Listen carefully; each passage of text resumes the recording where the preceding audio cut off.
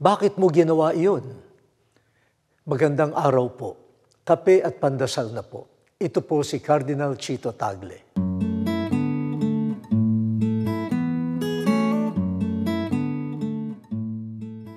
Sa mga imbestigasyon ng krimen, isa sa mga tanong ay, bakit mo ginawa iyon? Parang simpleng tanong ito, pero pintuan yan para makapasok sa maraming masalimuot na sitwasyon sa buhay na nagtulak sa tao na kumilos. Mga karanasang masaya at malungkot, mga ugnayan at hiwalayan. Makakapasok ka sa hiwaga ng puso ng tao. Bakit nga ba natin nagagawa ang ilang bagay?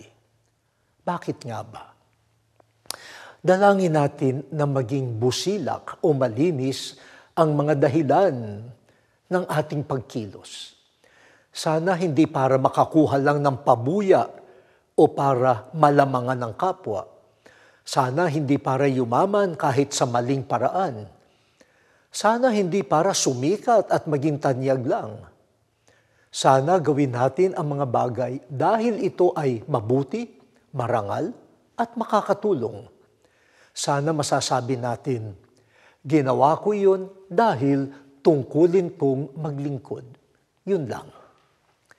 O Diyos, gawin nawa namin ang nararapat bilang mga anak mo at lingkod ng kapwa nang walang hinihintay na kapalit.